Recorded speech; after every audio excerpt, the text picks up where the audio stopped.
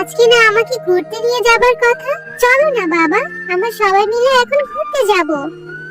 কে কোথায় আছো? আমার বাবা মাকে বাঁচাও, আমার বাবা মা মরে যাবে।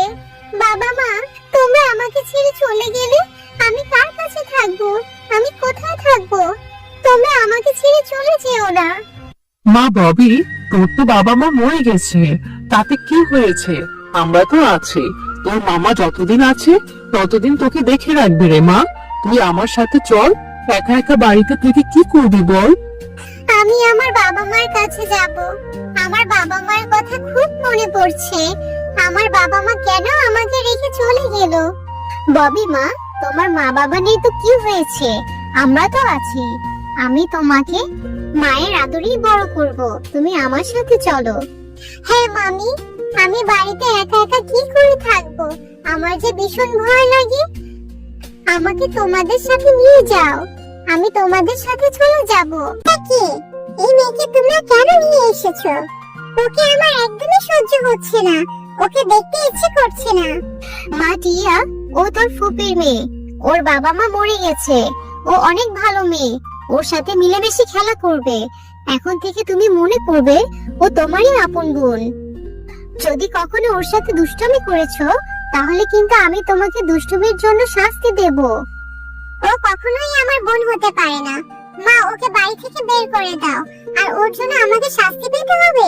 ওর সাথে আমি কখনোই খেলবো না। আরে এই মেয়ে, তুই আমার বিরিয়ানি খাচ্ছিস কেন? বিরিয়ানি আমার অনেক পছন্দ। বিরিয়ানি মা আমার জন্য রান্না করেছে। তোকে আমি এই বিরিয়ানি খেতে দেব না। তুমি আমার সাথে এমন কেন করছো? আমি তো তোমার বোন হই। তুমিও আমার সাথে বিরিয়ানি খাবে। আসো আসো। আমি কখনোই তোকে বিরিয়ানি খেতে দেব না। এই বিরিয়ানি আমার, আমি এটা নিয়ে চলে যাব। পেয়েছি, বোন আমার থেকে বিরিয়ানি নিয়ে চলে গেল। আমার বাবা মা নেই বলে আমাকে কেউই ভালোবাসে না। কে মা ববি, এভাবে কাঁদছিস কেন? কি হয়েছে তোর? মামি, বোন আমার বিরিয়ানিটা নিয়ে চলে গেছে। বোন আমাকে বিরিয়ানি খেতে দেবে না। আমার যে ভীষণ খিদে পেয়েছে, বোন আমাকে একদমই সহ্য করতে পারে না মামি। ও আচ্ছা, টিয়া তাহলে তোকে বিরিয়ানি খেতে দেয়নি, এর জন্য ওকে শাস্তি ভোগ করতেই হবে।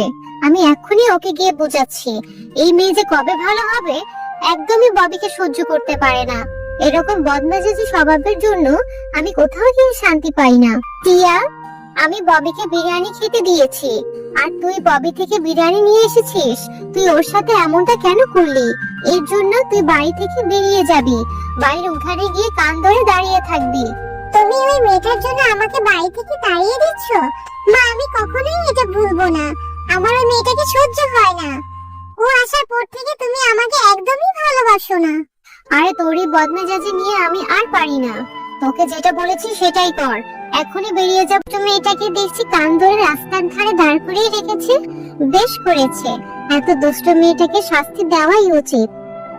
বোন বোন, তোমার হাতে ওগুলো কি? ওগুলো তো মনে হচ্ছে মিষ্টি। আমার যে মিষ্টি খেতে বেশ ভালো লাগে। আমাকে একটা মিষ্টি দাও না ওখান থেকে। আরে, তোকে আমি মিষ্টি দেব না। তোর জন্য আমাকে শাস্তি পেতে হয়েছে। তুই আমার আপন বোন না। তোকে আমি কখনোই মিষ্টি দেব না। সোজা কথা করে এখান থেকে যা। আমার খাবারের উপর ভাগ বসা। তোকে কিভাবে শাস্তি দিতে হয় এটা আমি জানি।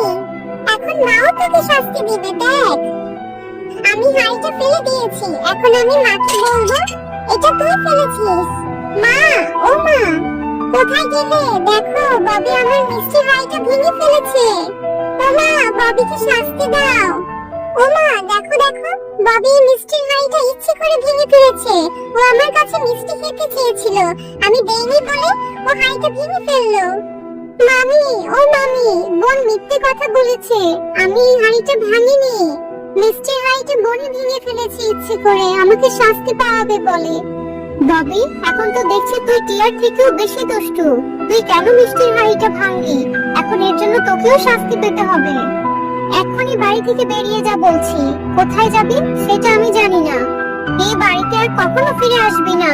তোকে বেশি আদর দিয়ে বাদর বানিয়েছি। মামি, আমাকে এভাবে তাড়িয়ে দিও না মামি। আমার যে তোমাদের ছাড়া আর কেউ নেই। আমি কার কাছে যাব বলো? আমার বাবা মাও যে মরে গেছে। তুই কোথায় যাবি আমি কিচ্ছু জানি না, তুই অনেক দুষ্টু হয়েছিস। মা, তোমরা আমাকে ছেড়ে চলে গেলে, মামিও বাড়ি থেকে বের করে দিল। আমার যে খুব ভয় হচ্ছে, আমি এখন কোথায় যাব? আমার যে যাওয়ার মতো কোনো জায়গা নেই। আরে এই মেয়ে, তুমি এখানে বসে কান্না করছো কেন? কি হয়েছে তোমার? ও বাবা, এই তো দেখছি পরী। পরী, তুমি দেখতে অনেক সুন্দর। জানো, আমার মামি আমাকে বাড়ি থেকে বের করে দিয়েছে, আর আমার বাবা মাও অ্যাক্সিডেন্ট করেছে। আমার যে যাওয়ার মতো কোথাও জায়গা নেই। তুমি আমাকে একটু সাহায্য করো না, আমি কোথায় যাব? ও আচ্ছা, তাহলে তো তোমার মনে অনেক কষ্ট। আমি তোমাকে সাহায্য করব। এই নাও, আমি তোমাকে জাদুর পালকটা দিয়ে দিচ্ছি। তুমি এই পালকের কাছে যেতে চাইবে, সৃষ্টিকর্তা তোমাকে তাই দিবে। আর তোমার আমার মনে ইচ্ছে পূরণ করবে। কিন্তু মনে রেখো, এই পালকটা শুধু একটা মাত্র ইচ্ছেই পূরণ করতে পারবে। ও আচ্ছা, ঠিক আছে, কিন্তু এই পালকটা দেখে যদি আমার মামি আমাকে আবার বাড়ি থেকে বের করে দেয়?